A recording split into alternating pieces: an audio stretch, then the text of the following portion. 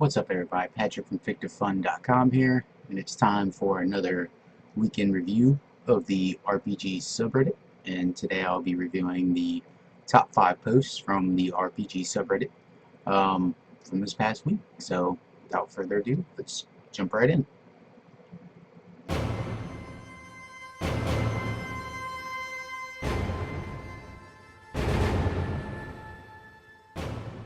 So coming in at number 5 this week is a post by Icarus Miniatures, and the post title is "People were asking for some examples of 5-room dungeon design, so I made a video." Now, if you're unfamiliar with what the 5-room dungeon is, it's a basic scaffolding for you to make a dungeon, and it's mainly just 5 rooms. Sometimes it might be 4 rooms, but you could drop this like in any setting. The first room is a guardian, which is the entrance to your dungeon. The second room is a puzzle that the party needs to figure out. The third room is a trick or a red herring. Now what that is somehow make your party make a decision which can affect how the final boss goes. So like, you can tempt them with treasure, but they have to fight some things. And then when they get the treasure and go to fight the final boss, they may be a little weaker because they've had to do a combat encounter before the final boss. The fourth room is the final boss itself. And the fifth room is the reward and the plot twist or the plot hook. So the fifth room doesn't necessarily need to be a room. It could happen in the same room as the boss fight.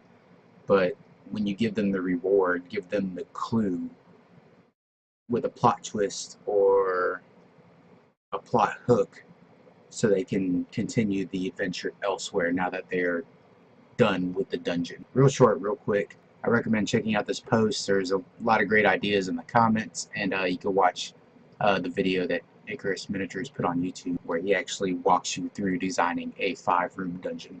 So yeah, definitely check it out.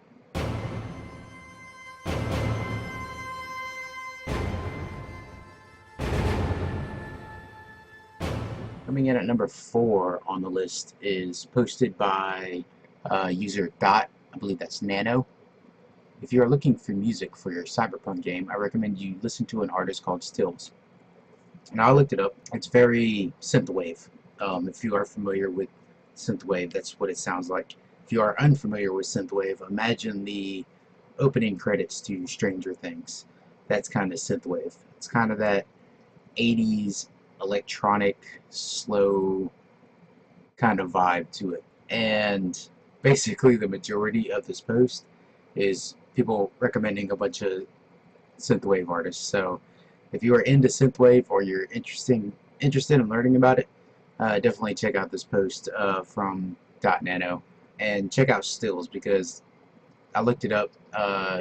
They got a YouTube channel and I listened to like 2 songs off of it. It's pretty good. It's pretty good. Definitely check it out.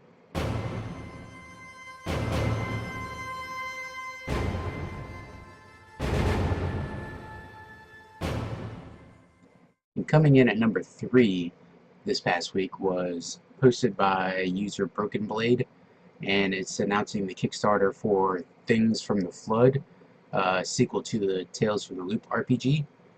Now this Kickstarter was massively successful. The goal was $11,375, as you can see here. That was their goal, and you can see how much they raised. Over $232,000. Massively successful Kickstarter. Congratulations to whoever's behind this, because that's successful. That's a good job. I'm not too familiar with the Tales from the Loop RPG. I've never played it.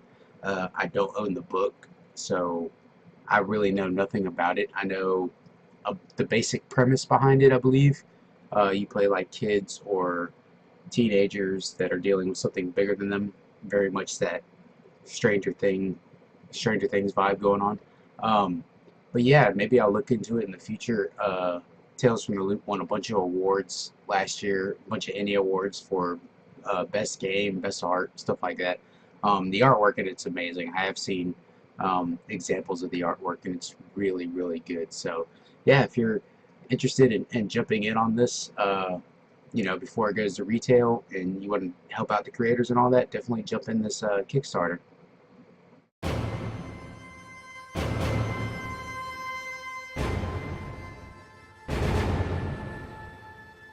Coming in as the second most upvoted post this past week was posted by A Wild Narrator Appears. He posted, "I couldn't find the perfect world building tool for me, so I made one, introducing Legend Keeper." So basically this is a app this person is developing. It's kind of a map tool. I'll click on this link and show you exactly kind of what it is, but this is like very, very early development on this. But you can sign up to, if you want to test this app out. There's a link on this post to sign up for testing of the app. Here is what it looks like, and it's really good resolution on these maps. It looks like you could put points on the maps and put in your own lore, put in your own notes. Yeah, I love the resolution on it. It looks really nice. So I'm interested in following this and see what comes of it. I know there's other map making tools out there, but they all don't have the same type of functionality other map making tools have. And I could see where the original poster is coming from, where they say they couldn't find the right map tool for them, so they created it. I think that's pretty cool. Somebody taking the initiative to do that. So definitely keep your eye out for Legend Keeper, and if you are interested in testing out the product, go to the Reddit post. The link will be in the description below, and see if you can sign on to be a tester.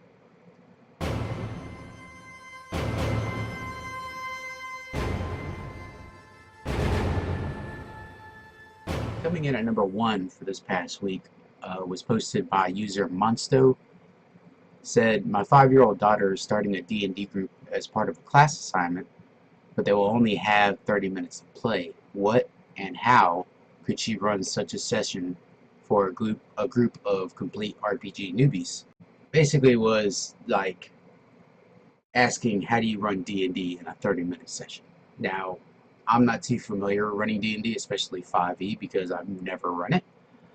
But looking at the comments of this post, the majority of this post is people recommending other games besides D&D to run. Like down here, you can see Jasco Gomad recommends, you can check out Beyond the Wall or the Index Card RPG, or Fate Accelerated, or Maze Rats. Some other people considered Lasers and Feelings something real simple, but the gist of the post and most of the comments is, don't run D&D, run something else. I can't say I agree with that or not, because like I said, I don't run D&D, so I don't know how much you can fit in a 30-minute span of D&D. I'm sure you could run D&D just with lesser rules, or you can run, like some people said, run Maze Rats or run the Black Hack, something simple and more condensed. But yeah, that was the #1 post on RPG Reddit this past week, and I'm kind of at a loss for words today. I'm a little tired while I'm recording this, but I appreciate you if you watch this. Check out my blog at fictivefun.com. Stay tuned to this channel where I post actual plays and these little videos I do every week. So I appreciate everybody watching, and y'all have a good one.